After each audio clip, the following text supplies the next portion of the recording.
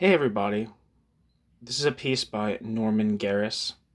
It's titled Alibi Antisemitism. The little tag under it says, Israel has been made an alibi for a new climate of anti-Semitism on the left. In Marx's essay on the Jewish question, written in 1844, there are two contrasting sets of themes vis-a-vis the Jews. In part 2 of the essay, Marx deploys some well-known negative stereotypes according to which the mundane basis of Judaism is self-interest, egoism, or as Marx also calls it, quote, an anti-clerical social... Why did I say anti-clerical?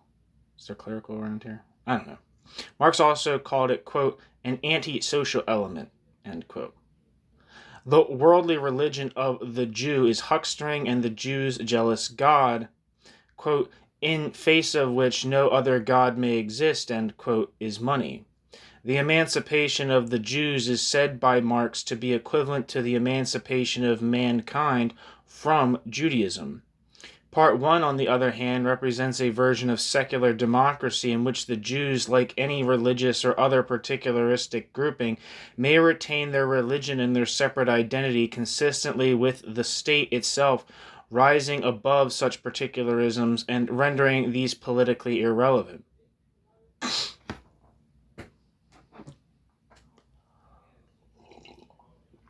Although Marx himself regards this political emancipation as an incomplete form of emancipation, he nonetheless articulates a genuine type of moral universalism. Different faiths, ethnicities, peoples have a right to assert their specific identities and shared beliefs within the free secular order of the democratic state.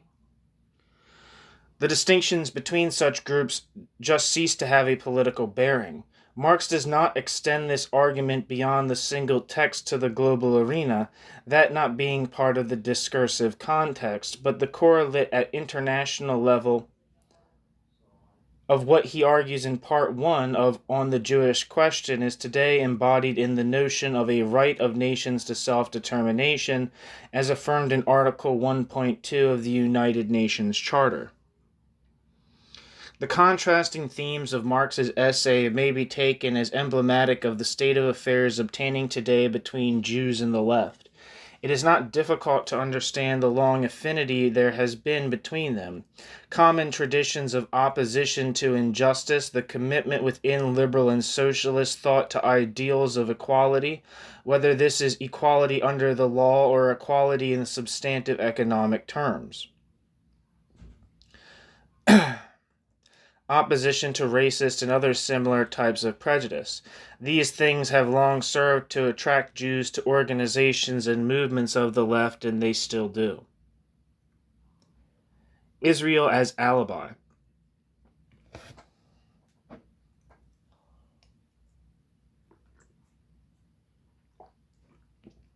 At the same time, that affinity has now been compromised by the existence of a new climate of anti-Semitic opinion within the left.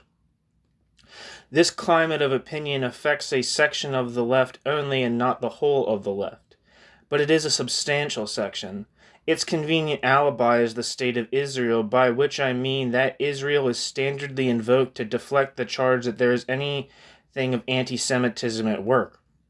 Israel, so the story goes, is a delinquent state, and for many of those who regard Israel so, a non-legitimate state, colonialist, imperialist, vehicle of oppression, and what have you. Similarly, diaspora Jews who defend Israel within their home countries are not seen as the conduit of Jewish interest and or opinion in the normal way of any other democratic articulation. They are treated rather as a dubious force, the notorious, quote, Jewish lobby, as if their organized existence were somehow improper. These themes pitch those who sponsor them out of a genuine and into a spurious type of universalism, one where the Jews are special amongst other groups in being obliged to settle for forms of political freedom in which their identity may not be asserted collectively. Jews must be satisfied instead merely with the rights available to Jews as individuals. I call this a spurious universalism because people's rights to live as they will, subject to the usual constraint of not harming others, is an incomplete right. A truncated and impaired right if it does not include the freedom to associate with others of their own kind. To repeat, Israel has been made an alibi for a new climate of anti-Semitism on the left. But could it not be, perhaps, that there is no such climate? Could it not be that Israel's critics are just what they say they are, no more and no less, critics of the policies of successive Israeli governments, just in the same way as there are critics of the governments of every country? Well, it could be. There's been enough to criticize, goodness knows, from the long occupation of the West Bank and Gaza to the policy of permitting Jewish settlements on Palestinian land. It not only could be, it even in many cases is, since there are both critics and criticisms of Israel which are not anti-Semitic, such as the two criticisms I just made. Yet if it both could be and is, it also in many cases is not. Much of the animus directed at Israel today is of a plainly anti-Semitic character. It relies, just as Marx did in Part 2 of On the Jewish Question, on anti-Jewish stereotypes. This can be shown with near mathematical precision. I endeavor to show it in the rest of what I have to say. Anti-Semitism as epiphenomenal.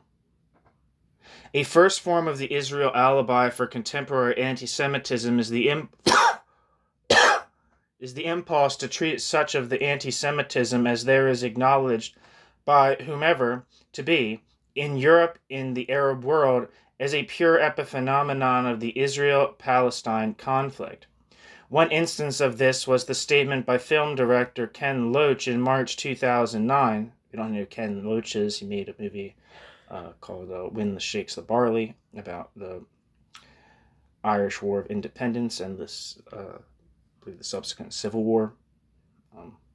And also made a movie, I think a famous movie called Kess. Both are good movies, but I think he has dubious political ideas, even if from a left-wing perspective, as I'm sure we're about to find out. Anyway, one instance of this was the statement by film director Ken Loach in March 2009 that if there was a rise of anti-Semitism in Europe, this was not surprising, quote, "It is perfectly understandable," end quote, my emphasis. He was reported as saying, quote, "because Israel feeds feelings of anti-Semitism," end quote. The key here is, quote, understandable. This might just mean, quote, capable of being understood, end quote. But since more or less everything is capable of being understood, it would be pointless to use the word in that sense about the specific phenomenon of a rise in anti-Semitism in Europe. Quote, understandable also means something along the lines of, quote, excusable, or at any rate not an issue to get excited about. To see it plainly the way in which Israel acts as an exonerating alibi in this case, one need only imagine Loach or anyone else on the left delivering themselves of the opinion that a growth of hostility towards, say, black people or towards immigrants from South Asia or from Mexico was understandable.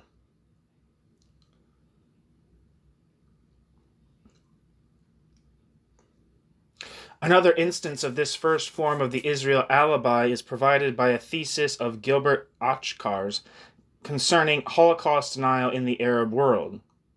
Achcar is a professor at the School of Oriental and African Studies in London and a longtime leftist. He is editor of a volume of essays on the legacy of Ernest Mandel. Ernest Mandel being like probably the most well-known representative of Orthodox Trotskyism, who called Mao's China for the first 20 years of its existence a workers' state, and there's various dubious assessments of the Soviet Union and the Eastern Bloc, but that's not what this is about. But yeah.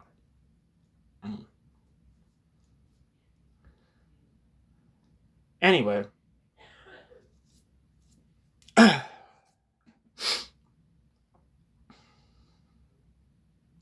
Holocaust denial, as I shall merely assert and not argue here, is a prominent trope of contemporary anti-Semitism. It is indeed continuous with a practice of the Nazi period itself, when camp guards and the like would mock their Jewish victims by telling them that not only were they doomed to die, but also all knowledge of what had happened to them would be erased. They would be forgotten, the world would never know. Ochkar accepts that Western Holocaust denial is an expression of anti-Semitism. Much Arab Holocaust denial, on the other hand, he puts down to factors as impatience in the Arab world with Western favoritism towards Israel, a suspicion that the Holocaust has been, quote, amplified for pro-Zionist purposes, and exasperation with the cruelty of Israel's treatment of the Palestinians. Whether or not these explanations are valid, a racist belief does not cease to be a racist belief on account of its having context-specific causes. No one on the left would dream of suggesting that a belief that black people were lazy, feckless, or simple-minded was less racist for being held by a certain group of white people on account of motives which eased their way towards that belief. But the Israel alibi is currently exceptional in its legitimizing power in this respect. No anti-Semitism without deliberate intent.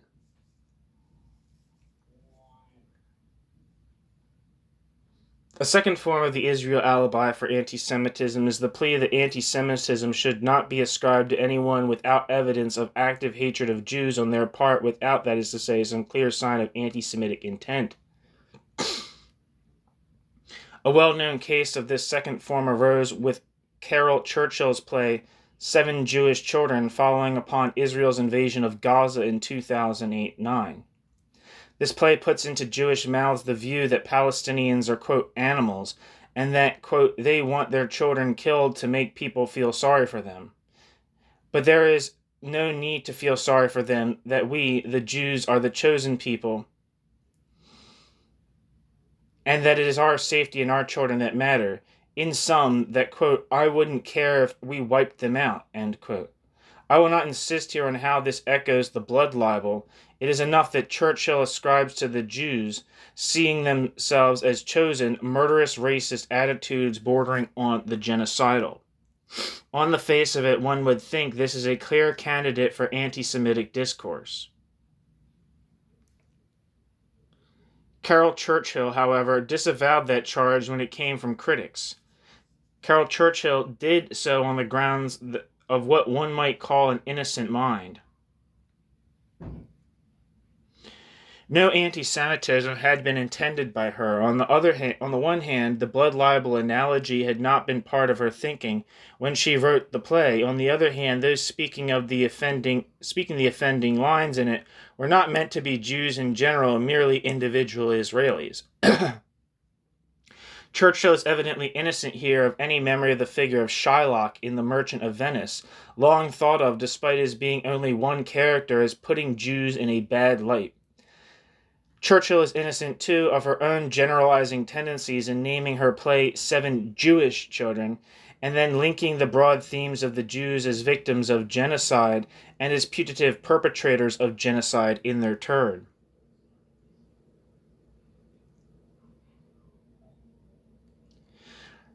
Contemplate briefly the idea of a sociology of racism in which racism was held to be a matter exclusively of mental attitudes, of what some given person or group of persons had in their minds, and most particularly of hatreds explicitly formulated, but not also of a language that embodies negative stereotypes or of unconscious prejudicial assumptions or of discriminatory practices, and so forth.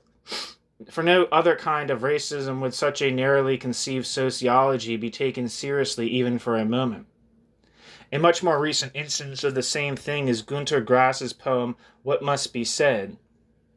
What must be said imputed to Israel on the basis of absolutely nothing in the way of evidence, a genocidal ambition against the Iranian people. Grass has been defended in his turn on the grounds that Grass is not personally an anti-Semite, as if this might settle the question of whether or not his poem contained anti-Semitic tropes.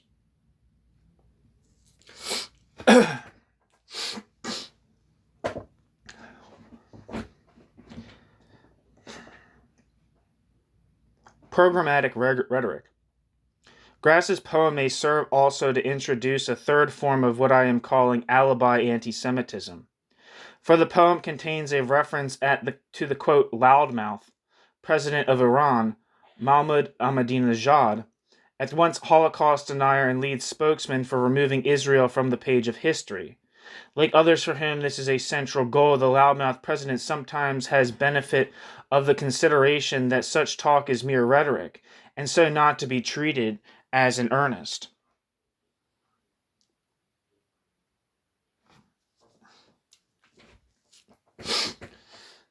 And you do not have to go far to find either journalists or activists of the left similarly playing down anti-Semitic elements within the programmatic objectives of Hamas and Hezbollah, not just their commitment to getting rid of Israel, also openly Jew-hating statements, as for example in the Hamas Charter. This latter document cites the protocols of the Elders of Zion as authoritative and as establishing a Zionist ambition to dominate the world.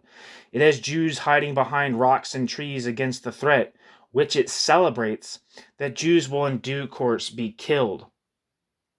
Leftists and liberals of a would-be pragmatist turn of mind can appear remarkably untroubled by this sort of thing. Either the offending contents of the Hamas Charter are consigned by them to a receding past, or they are said not to represent the thinking of a moderate section of Hamas willing to contemplate a long-term, though not unlimited, truce with Israel. It is never explained by such pragmatists why, if the anti-Jewish components of the document are a thing of the past, no longer relevant, of merely rhetorical status, they have not been or cannot now be amended away. I shall leave aside here the question of whether or not there are sound tactical reasons for Israel to consider negotiating with Hamas. It is not germane to my present concern.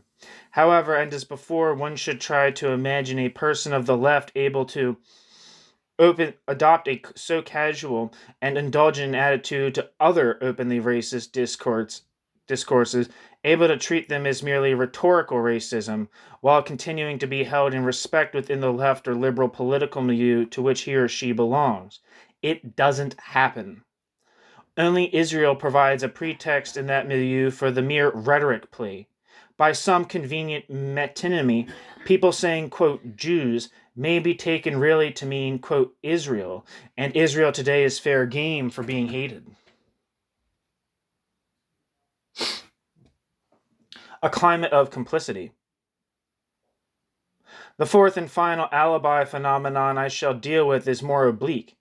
It consists neither of the direct expression of anti-Semitic themes nor of attempts to explain these away, but rather of turning a blind eye. It is relevant to the case here all the same, since prejudice makes its way more successfully when there is a certain tolerance of it by others, not actively hostile themselves, but indulgent towards those who are.